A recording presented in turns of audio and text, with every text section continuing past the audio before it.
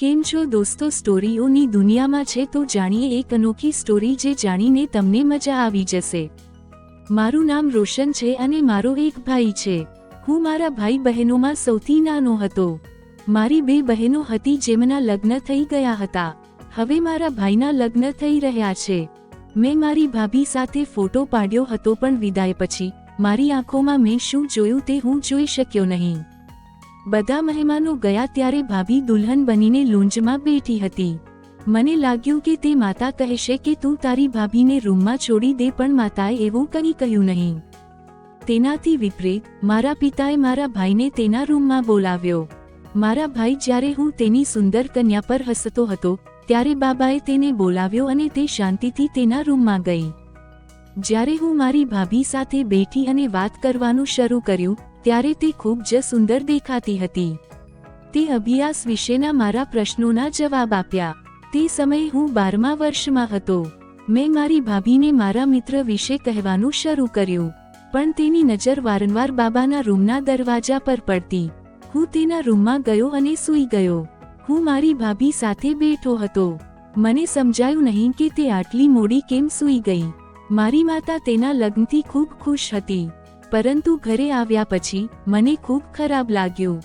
મારી ભાભી પણ ખરાબ મૂડ સાથે જતી રહી। તે દુલ્હનનું સ્વાગત કરવા પણ ન આવી। થોડી વાર પછી મેં મારી સામે રૂમનો દરવાજો ખોલ્યો। ભાઈ શાંતિથી રૂમમાંથી બહાર આવ્યો અને ભાભીની બાજુમાં બેઠેલા મને કહેવા લાગ્યો કે તમે શા માટે આવ્યા છો? તમારા રૂમમાં જાઓ અને સૂઈ જાઓ। મારા ભાઈની વાત સાંભળીને મને ખૂબ દુઃખ થયું કે તમે આટલા કઠોર અવાજમાં કેવી રીતે વાત કરી શકો છો?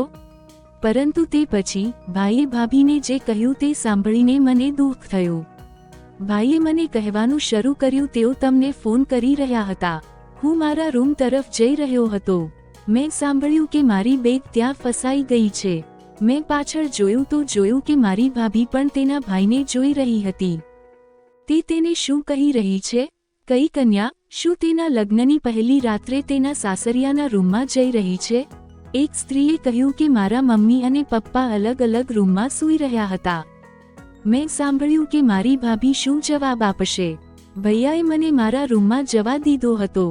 હું મારા રૂમમાં આવીને દરવાજો બંધ કરી દીધો, પણ હું એટલો નાનો હતો કે મને સમજાતું નહોતું કે શું થઈ રહ્યું છે। હું મારા રૂમમાં આવ્યો હતો પણ મારું આખું ધ્યાન બહાર હતું। હું મારા પલંગ પર વિચારી રહ્યો હતો કે બાબાએ ભાભીને તેના રૂમમાં કેમ બોલાવી। હું થોડીવાર મારા રૂમમાં બેઠો રહ્યો, પણ પછી મેં મારા કપડાં બદલ્યા અને મારા રૂમનો દરવાજો થોડો ખોલ્યો। જ્યારે મેં મારી સામે કંઈક જોયું જે મેં મારા ખિસ્સામાં મૂક્યું હતું। ભાભી બાબાના રૂમમાંથી બહાર આવી અને રડતી તેના રૂમમાં ગઈ। ખબર નહીં કેમ મારું હૃદય ખુશીથી ભરાઈ ગયું। મારી ભાભી સુંદર હોવાની સાથે નિર્દોષ પણ હતી। ખબર નહીં કેમ રડતી હતી, પણ મને આખી રાત ઊંઘ ન આવી। જ્યારે હું સવારે ઉઠી ત્યારે મેં જોયું કે કંઈક ખુલ્લું હતું। મમ્મી કંઈક થૂંકી રહી હતી। મને આશ્ચર્ય થયું, તે આટલી વહેલી સવારે કેમ થૂંકી રહી હતી? મેં દરવાજા પરથી મારી ચાદર કાઢી બાજુ પર મૂકી અને રૂમની બહાર નીકળી ગયો, પણ મારી સામેનો નજારો જોઈને મને આઘાત લાગ્યો। મમ્મી મારી નવી ભાભી પર થૂંકી રહી હતી। તેણે કહ્યું કે તેને એવી સ્ત્રીઓ પસંદ નથી જે મને એવું લાગે, અને તેણે ફરી ક્યારેય મારી સાથે વાત ન કરી। તેથી હું નાસ્તો બનાવવા રસોડામાં ગઈ। મારી માતાનું આ સ્વરૂપ જોઈને હું ચોંકી ગઈ અને ચિંતિત થઈ ગઈ। મારી બહેન પરાણી, તેનો પતિ અને બાળકો ત્યાં હાજર હતા। મને ખૂબ જ નવાઈ લાગી કે એક નવી વહુ આવું કેવી રીતે કરી શકે છે। મેં આગળ વધીને મારી માતાને કહ્યું કે હું નાસ્તો બનાવી રહી છું। તેના લગ્ન ગઈકાલે નક્કી થયા હતા, પણ મારા શબ્દોથી તે ચોંકી ગઈ। તેણે કહ્યું, સાવધાન, જુઓ તમે આ છોકરી માટે શું કહ્યું છે। તે ઘરના બધા કામ કરશે। મારી ભાભી રેસ્ટોરન્ટમાં ગઈ અને મારી ભાભીને કહેવા લાગી, માતા, અમે અમારી સાસુ ગુમાવી દીધી છે। અમારો એક જ ભાઈ છે, અને જો અમે તેના સાસરિયા હોત તો અમે તેને કંઈ આપ્યું ન હોત। તેણીએ નફરતથી આ કહ્યું। હવે મને સમજાયું કે મારી ભાભી બહુ ધનવાન નહોતી। મને મારી બહેનના વિચાર પર અફસોસ થયો, અને પછી મારી માતા પણ કહેવા લાગી કે મારો એક જ દીકરો છે। મેં તેના લગ્નમાં આટલા પૈસા ખર્ચ્યા હતા, મેં વિચાર્યું, તેઓ ધનવાન લોકો છે, તેઓ ચોક્કસ તેમને કાર આપશે, પરંતુ તેમની સુંદર શક્તિ વ્યર્થ છે. મારા દીકરાએ મને તે આપ્યું. તે સમયે મારી ભાભી રસોડામાં તેના સામાન્ય કપડામાં નાસ્તો બનાવતી હતી. તેણીને ક્યારેય દુલ્હન જેવું લાગતું ન હતું, અને મારી માતા અને બહેનોને દહેજ ન મળવાનું દુઃખ થયું. મને મારા ભાઈના રૂમમાં જઈને કહેવાનું મન થયું કે તારી એક દિવસની વહુ સાથે તે માતા અને બહેનનું વર્તન જોયું. માતા અને બહેનોની ઈચ્છા પૂરી કરવા માટે તું પોતે જ તારા લગ્નમાં વિલંબ કરતી હતી. મારો ભાઈ પરિવારમાં સૌથી મોટો અને સૌથી આદરણીય વ્યક્તિ હતો. મારો ભાઈ બંને બહેનોના લગ્ન માટે ખૂબ જ ચિંતિત હતો. તેણે બંને બહેનોને પોતાનું હૃદય આપ્યું હતું. જ્યારે મારો ભાઈ રૂમમાંથી બહાર આવ્યો ત્યારે તે ડરી ગયો હતો. રસોડામાં કામ કરતી જોઈને પણ તેણે તેની પત્નીને કંઈ કહ્યું નહીં. તે ખૂબ જ ડરી ગયો હતો. મને ખબર હતી કે મારો ભાઈ મારી માતાનો દીકરો હતો. મને ખબર હતી કે મારા ભાઈનો પ્રેમ મારી માતા જેવો જ હશે. જ્યારે મારા પિતા તેમના રૂમમાંથી બહાર આવ્યા ત્યારે મને આ વિચારથી દુઃખ થયું. તેઓ ખૂબ ખુશ દેખાતા હતા. મારા પિતાને જોઈને મને યાદ આવ્યું કે મારી ભાભી દુલ્હનના પોશાકમાં રૂમમાં રડી રહી હતી. મને લાગ્યું કે બાબાએ કદાચ તેની ભાભીને થોડી મદદ પણ કરી હશે. તે આખો દિવસ કામ કરતી હતી, અને રાત્રે જ્યારે તેનો ભાઈ ઘરે આવે છે ત્યારે તે તેના રૂમમાં જતી હતી, અને જ્યારે તે બહાર આવતી ત્યારે તે તેની ભાભીને સંકેત આપતી કે તે તેના રૂમમાં જાય. તે ગરીબ છોકરી મુશ્કેલીમાં તેના રૂમમાં જતી, પરંતુ જ્યારે તે તેના રૂમમાંથી પાછી આવતી ત્યારે તે રડતી રડતી તે તેના રૂમમાં જતી. પછી મેં તેના રૂમમાંથી તેનો અવાજ સાંભળ્યો, જેમ કે તમે ઊંધી સ્થિતિમાં હોવ છો, તમને એવું લાગે છે કે તમે આખો દિવસ ખૂબ ખરાબ અનુભવી રહ્યા છો. મારી માતા મારી ભાભીનું જીવન દુઃખી કરતી હતી અને રાત્રે તે 2 કલાક માટે તેના પિતાના રૂમમાં જતી, અને જ્યારે તે પાછી આવતી ત્યારે તે તેના પિતાના રૂમમાં જતી અને સ્નાન કરીને પાછી આવતી. મને લાગ્યું કે પિતા તેને તેના રૂમમાં કેમ બોલાવે છે, પરંતુ તે માટે મારા ભાઈએ મારી ભાભીને સંકેત આપીને બાબાના રૂમમાં મોકલી દીધી. મારી માતાનો તેની સાથે કોઈ સંબંધ નથી. એકવાર મારી ભાભીને ખૂબ પીડા થતી હતી. હું મારા રૂમમાં હતી, પણ મને મારી ભાભીની ચિંતા થવા લાગી. તેની આંખો રડતી હતી. મને ખૂબ દુઃખ થયું. એ શું આટલી મોટી વાત છે એક સ્ત્રી માટે જે પોતાનું શરીર આપવા માંગે છે? મેં જોયું. રાતનો 1 વાગ્યાનો સમય હતો. મને ખબર હતી કે બધા સૂઈ ગયા હશે, તેથી હું મારી ભાભીને મદદ કરવા રેસ્ટોરન્ટમાં ગઈ. પણ મેં રેસ્ટોરન્ટમાં જે જોયું તેનાથી હું ચોંકી ગઈ. મારી ભાભીના હાથમાં મોબાઈલ હતો, અને તે કોઈની સાથે વાત કરી રહી હતી. તે મોબાઈલ મારા ભાઈનો હતો. મને લાગ્યું કે મારા ભાઈએ ચોરેલો મોબાઈલ આવી રહ્યો છે, અને તે તેના પરિવાર સાથે વાત કરી રહી હતી. મારી ભાભી તેના કાકાના ઘરે રહેતી હતી. તેના માતા પિતા અને ભાભીના કાકાએ તેની દીકરી સાથે તેનો સંબંધ નક્કી કર્યો હતો, પરંતુ તેણે તેને લગ્નમાં કંઈ આપ્યું ન હતું. આનું કારણ એ છે કે મારી માતા અને પરિવારના બધા સભ્યો તેની સાથે ખૂબ ખરાબ વર્તન કરતા હતા. પછી એક દિવસ ભાભીએ મને કહ્યું કે તેની કાકી તેની સાથે ખૂબ ખરાબ વર્તન કરી રહી છે. તે તેને ખૂબ તકલીફ આપી રહી હતી. ભાભીના કાકીને 3 દીકરા હતા. તેનું શું થશે? અને જો તે મારી ભાભીના પરિવારનો ભાગ હોત તો તે તેના કાકાને પોતાની કસ્ટડીમાં લઈ લેત. તે ધીરજથી કામ લેતી, પણ તે સમયે તે કોઈની સાથે વાત કરી રહી હતી, કારણ કે તેના લગ્ન પછી તેણે તેના કાકા અને કાકીને કોઈ પણ હાલતમાં જોયા નહોતા. પછી મને લાગ્યું કે તમે જેની સાથે વાત કરી રહ્યા છો તે એક પુરુષ છે. હું અહીં મારી ભાભી સાથે સારું વર્તન કરવા આવ્યો નહોત. તેના વિશે વિચારીને મારું હૃદય દુઃખી થયું.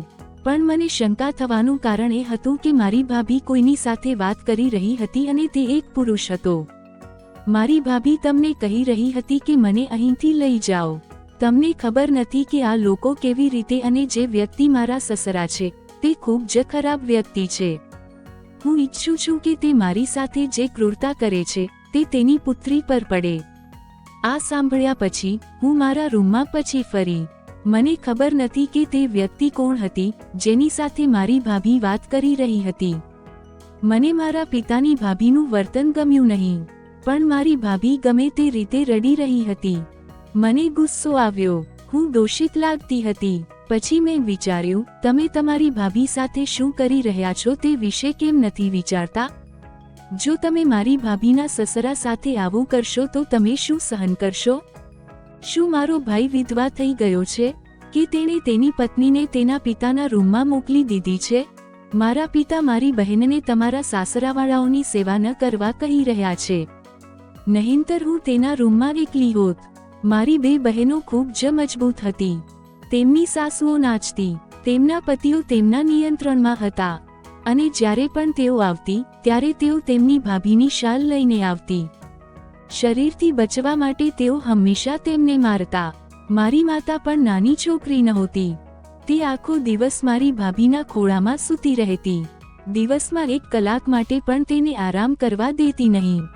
જ્યારે તે સૂતી હતી ત્યારે તેને કામ કરાવતી. તે મારી સાથે તેની લાગણીઓ વિશે વાત કરતી. પણ જ્યારે પણ હું તેને પૂછતી કે બાબાએ તમને રૂમમાં શું કહ્યું હતું, ત્યારે તેનો રંગ ઉડી જતો હતો. મારા મનમાં ઘણા પ્રશ્નો હતા જેનો કોઈ જવાબ મારી પાસે નહોતો. એક દિવસ તે મારા પિતાના રૂમમાં ગઈ કે બાબા ભાભીને રોજ પોતાના રૂમમાં કેમ બોલાવે છે? મારી વાત સાંભળીને મારી માતાએ મારી સામે ઝેરી નજરે જોયું અને કહ્યું, પ્રશ્નો પૂછવાનું બંધ કરો, નહીંતર હું તમને છોડીશ નહીં. તેથી મેં વિચાર્યું કે એકવાર હું પણ જોઈશ કે બાબા ભાભી સાથે રૂમમાં શું કરશે. મારો ભાઈ મારા પિતાથી ખૂબ ડરતો હતો, તેથી તે બાબાના શબ્દો વિરુદ્ધ ગયો નહીં. એક દિવસ ભાભી રૂમમાં ગઈ. થોડા સમય પછી હું મારા પિતાના રૂમમાં જવા માટે ઊભી થઈ. મારી માતાએ મને રોક્યો. તેણીએ કહ્યું, તું તેમના રૂમમાં જવાની હિંમત ના કર. મેં કહ્યું, હું કેમ ન જઈ શકું?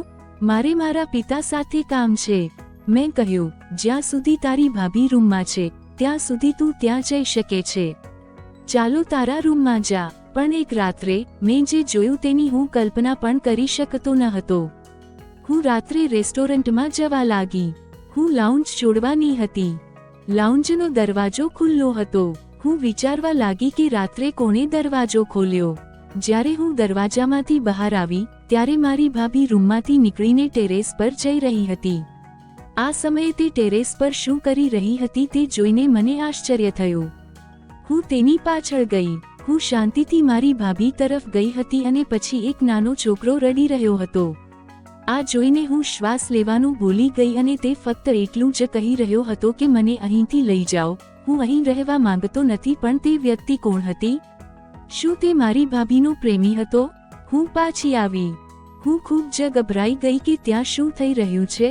એક તરફ મારી ભાભી જુલમ વચ્ચે હતી અને બીજી બાજુ આ કેવું સ્વરૂપ હતું? મને કંઈ સમજાયું નહીં. પહેલા મેં વિચાર્યું કે મારે બધા સાથે લડવું જોઈએ અને મારી ભાભીની વાર્તા શેર કરવી જોઈએ. હું મારા રૂમમાં પાછા જવા માટે લાઉન્જમાં રાહ જોઈ રહી હતી. પણ મારો ભાઈ મારી સામે ઊભો હતો. તેને જોઈને હું ચોંકી ગઈ. તેણે મને પૂછ્યું, તું આ સમયે શું કરી રહી છું? મારે શું જવાબ આપવો જોઈએ? શું તારા મનમાં હતું? મેં કહ્યું, મને ગૂંગળામણ થઈ રહી હતી. ભાઈ, હું તાજી હવા લેવા બહાર આવ્યો. ભાઈએ કહ્યું, સારું થયું. પણ શું તમને ખબર છે કે તમારી ભાભી ક્યાં છે? તે આખા ઘરમાં ક્યાંય દેખાતી નહોતી. મેં આ સાંભળ્યું અને વધુ ગભરાઈ ગઈ. શું કહેવું? મને સમજાયું નહીં. ભાભી અહીં આવી. ભાઈને જોઈને ભાભીનું મન ખાલી થઈ ગયું. પણ મેં તેને બચાવી. મેં કહ્યું, હું અને ભાભી બંને ટેરેસ પર હતા. બધું બરાબર હતું. તેણે કહ્યું, હું તમારી સાથે ટેરેસ પર હતી. મારો ભાઈ ખુશ હતો. તે સમયે મારી ભાભી તેના રૂમમાં ગઈ હતી. પણ સવારે તે મારા રૂમમાં આવી અને તેને બચાવવાને બદલે તેણે મારો આભાર માનવાનું શરૂ કર્યું. મેં કહ્યું, કોઈ વાંધો નહીં. પછી મેં તમને પૂછ્યું, તમે ટેરેસ પર કેમ ગયા અને તે વ્યક્તિ કોણ છે? મેં તમને કહ્યું કે તે મારો ભાઈ હતો. હું મારા ઘરથી નીકળી ગયો હતો, જ્યાંથી હું મોટો થયો હતો અને મારો હિસ્સો માંગતો નહોતો. મારો ભાઈ નાનું કામ કરતો હતો અને તે મને મદદ કરી શકતો ન હતો. પણ હવે તે સ્થાયી થઈ ગયો છે અને જ્યારે હું ત્યાંથી પાછો જાઉં છું ત્યારે મને આ સાંભળીને સારું ન લાગ્યું. મેં કહ્યું, તારો એક ભાઈ પણ છે. તે તેને કહ્યું નહીં. મેં તેને કહ્યું, મને કેવી રીતે ખબર પડશે કે આ ઘર આવવાથી અને નફરત શરૂ થશે? મેં વિચાર્યું કે લગ્ન પછી મારી સમસ્યાઓનો અંત આવશે, પણ મારા માટે દરેક જગ્યા એક સમસ્યા છે. મેં તેને કહ્યું કે તું શું છોડીશ? મારા ભાઈ તેણે કહ્યું કે તારો ભાઈ મારા માટે બોલતો નથી. હું આવા વ્યક્તિ સાથે મારું જીવન કેવી રીતે વિતાવી શકું? અને તે સત્ય હતું. પછી તેણે કહ્યું કે તારા પિતા સારા વ્યક્તિ નથી. હું તે કરી શક્યો નહીં. મેં કહ્યું, બાબા તને શું કરી રહ્યા છે? મેં મારી ભાભીને કહ્યું કે એક દિવસ હું તને જવા દઈશ. મેં મારી ભાભીને કહ્યું કે આજે હું મારા કપડાં પહેરીને બાબાના રૂમમાં જઈશ. તું મારા રૂમમાં દરવાજો બંધ કરીને બેસી શકે છે. તેની સંમત થઈ ગઈ અને હું મારી ભાભીના કપડાં પહેરીને તેના રૂમમાં ગઈ. પણ મેં મારો ચહેરો બુરખામાં છુપાવી દીધો. મારા પિતાને લાગ્યું કે હું તેની ભાભી છું, કે હું કાળો જાદુ શીખી રહી છું. તો કૃપા કરીને આ મૃતદેહો કાપી નાખો, મને તેમનું લોહી ગ્લાસમાં આપો. આ સાંભળીને હું ચોંકી ગઈ. મારા પિતાએ કહ્યું કે તે કાળો જાદુ શીખી રહ્યો છે. બાબાએ આ 3 મૃતદેહો કાપી નાખ્યા અને કહ્યું કે તેમને કાપી નાખો અને મને તેમનું લોહી ગ્લાસમાં આપો. હું તે પીશ. પછી તેમણે કહ્યું કે આ છેલ્લો જાદુ છે. પછી હું આત્માઓ સાથે જે ઈચ્છું તે કરીશ. કંઈક આવું મેં કંઈક વાંચવાનું શરૂ કર્યું. પણ મેં મૃતકો સાથે કંઈ કર્યું નહીં, કારણ કે કોઈ ઈચ્છતું ન હતું કે મારા પિતા આટલો કાળો જાદુ શીખે.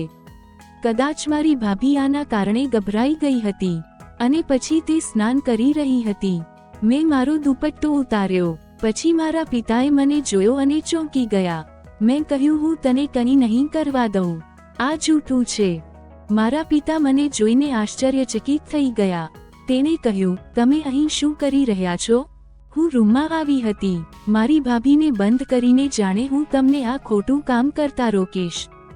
મેં કહ્યું, બાબા આટલો ખરાબ મંત્ર બોલવો એ મોટું પાપ છે. શું તમે પાપી બની ગયા છો? હું રડવા લાગી. તેને કહ્યું, હું આ બધું ધન માટે કરી રહ્યો હતો અને મારા શબ્દોનું પરિણામ એ આવ્યું કે બાબા આ નોકરી છોડીને ચાલ્યા ગયા. પછી મેં મારી ભાભીને કહ્યું કે તેના ભાઈના લગ્ન મારી સાથે કરાવે. હું મારા પરિવારને કહીશ કે જો તમે તમારી ભાભી સાથે ખરાબ વર્તન કરશો તો બદલામાં હું તેના ભાઈને મારી પાસેથી છીનવી લઈશ. આ રીતે મેં મારી ભાભીના ભાઈ સાથે લગ્ન કર્યા. મારા પરિવારના સારા કાર્યો પણ મારી ભાભી સાથે સારા થયા. મારી ઓછી બુદ્ધિને કારણે 2 ઘર બચી ગયા. આવી જ વાર્તા સાંભળવા માટે ચેનલને સબસ્ક્રાઇબ કરજો મિત્રો. ધન્યવાદ.